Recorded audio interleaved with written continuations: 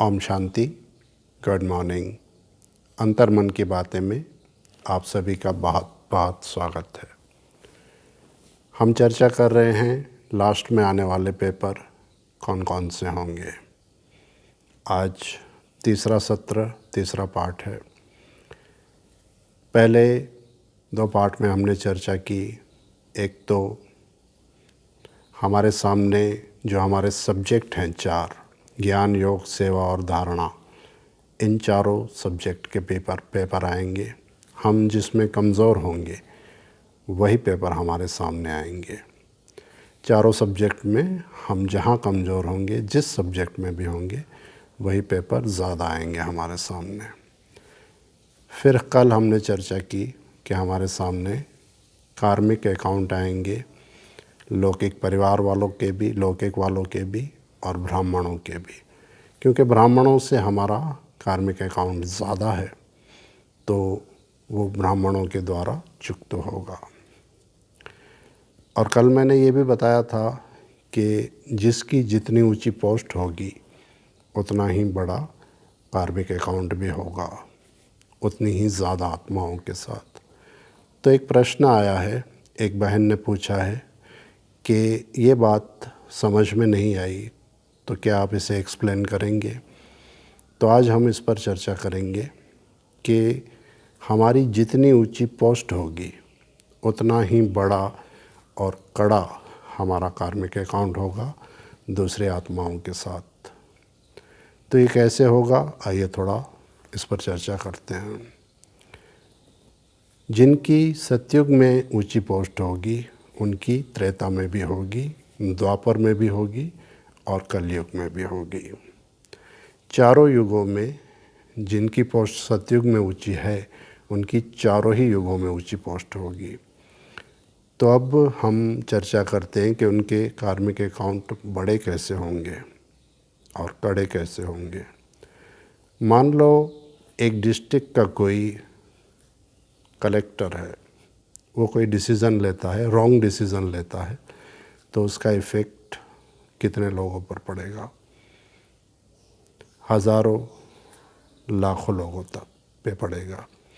लेकिन कोई देश का प्रधानमंत्री अगर गलत डिसीज़न लेता है तो उसका इफ़ेक्ट करोड़ों लोगों पर पड़ेगा। तो उसका करोड़ों लोगों पर इफ़ेक्ट पड़ेगा और करोड़ों लोगों का संकल्प चलेगा। तो करोड़ों लोगों का भाग्य निर्माण होगा उस प्रधानमंत्री के एक राइट और रॉन्ग डिसीज़न से। तो जैसे ही सतयुग और त्रेता में जिनकी पोस्ट ऊंची होती है तो वहाँ तो कोई कर्म होता ही नहीं, विकर्म होता ही नहीं, कर्म सत्कर्म होते हैं। लेकिन जैसे ही द्वापर से विकर्म शुरू होते हैं तो वहाँ जिनकी ऊंची पोस्ट है, जैसे कोई प्रजा राजा को दुख नहीं दे सकती, लेकिन राजा के द्वारा प्रजा को दुख मिल सकता है। तो प्रजा तो ढेरों हैं। जैसे मैंने अभी एग्ज़ाम्पल दिया कि कोई प्रधानमंत्री के द्वारा अगर गलत डिसीज़न लिया जाए तो उसका इफ़ेक्ट करोड़ों आत्माओं पर पड़ेगा। तो 33 करोड़ आत्माएं जो द्वापर से फिर दूसरी उसमें ऐड होती जाती हैं, तो उस वक्त जो राज्य कर रहे हैं वो उनके बारे में डिसीज़न लेंगे अपनी प्रजा और लोगों के लिए, और फिर वो वहाँ से विकारों की शुरुआत होती है। तो पहले विकार में कौन जाता है? हम ही लोग जाते हैं। जो पूर्वज आत्माएं हैं जिनकी पोस्ट ऊंची है वही विकर्म करते हैं, वही विकारों में जाते हैं, जिसका इफ़ेक्ट दूसरे आत्माओं पर पड़ता है। जो द्वापर में नई नई आत्माएं आती हैं, जो सतयुग और त्रेता में जिनकी पोस्ट छोटी है, जैसे प्रजा है, दास दासियां हैं, वो उनकी पोस्ट वहाँ द्वापर में भी थोड़ी उनसे नीची और छोटी रहेगी। तो इनके डिसीज़न का, इनके विकारों का इफ़ेक्ट उन पर पड़ता है, प्रजा पर। तो इस तरह से जिसकी पोस्ट ऊंची है उसका लाखों लोगों से, करोड़ों लोगों से कार्मिक अकाउंट बनता है और उनके संकल्प चलते हैं। हालांकि वो कुछ कह नहीं पाते, हमने सुना ही है, द्वापर में, कलयुग में राजा महाराजा ऐसे भी हुए हैं जिन्होंने बहुत जुल्म किए, बहुत सारे अत्याचार किए। तो ये सब किसने किए?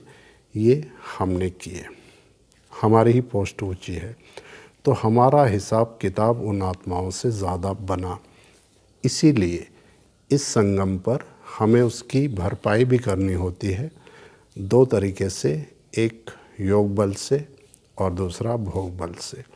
जैसे ब्रह्मा बाबा ने जितनी तपस्या की उतनी किसी दूसरे आत्मा ने नहीं की, क्योंकि वो फर्स्ट नंबर की आत्मा है, उनकी पोस्ट सबसे ऊंची है, इसलिए उनके कार्मिक अकाउंट भी सबसे बहुत ज़्यादा थे। और उन्होंने पूरे विश्व को ये मैसेज भी दिया, पालना भी दी, और आज अव्यक्त रूप में भी पालना दे रहे हैं। स्थापना ही उनके द्वारा हुई। फिर दादियों के भी हिसाब किताब बड़े थे, करोड़ों लाखों आत्माओं के साथ थे।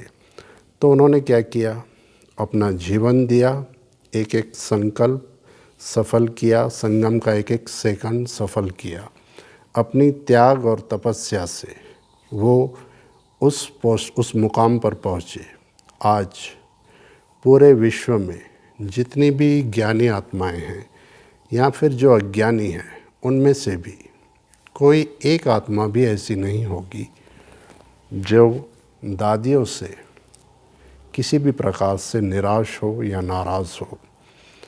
वो सभी का दिल जीत कर, अपना कार्मिक अकाउंट ख़त्म करके, सभी को ज्ञान देकर, सभी को पालना देकर गए।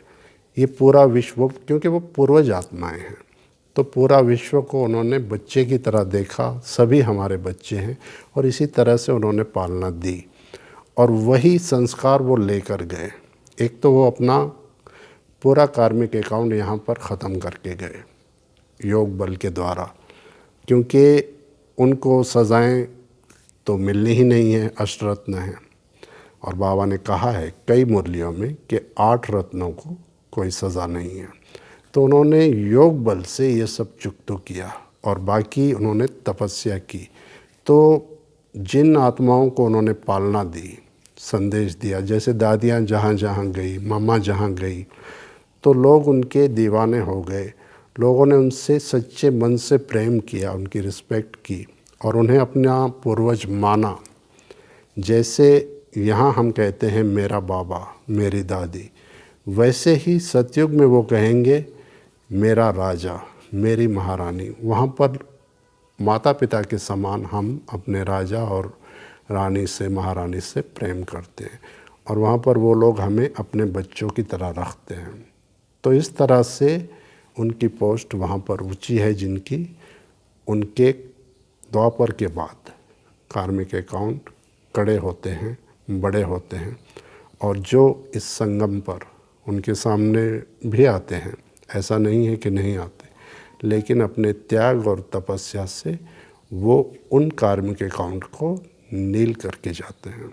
जैसे दादियाँ, मम्मा, ब्रह्मा बाबा ने नील किया, वरिष्ठ भाइयों ने नील किया, तो वैसे ही अगर हमारे सामने कोई कड़े और बड़े कार्मिक अकाउंट आ रहे हैं और आने वाले भी हैं, तो डेफिनेटली हमारी पोस्ट भी ऊंची होगी, और सब कुछ चुकतो तो हमें यहीं करना है, इसलिए हमें प्रिपेयर भी रहना होगा।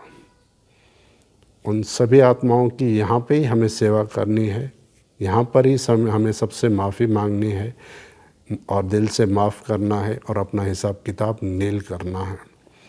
बाबा ने ये भी कहा है कि कोई एक भी आत्मा अगर आपसे अतृप्त होगी, संतुष्ट नहीं होगी, तो आपकी पोस्ट बहुत ऊंची नहीं होगी। तो इसके लिए हम बाबा को और दादियों को फॉलो कर सकते हैं। उन्होंने किस तरह से त्याग और तपस्या से सेवाएं की कि आज पूरे विश्व में एक भी ऐसी आत्मा नहीं होगी जो उनसे नाराज़ हो या असंतुष्ट हो।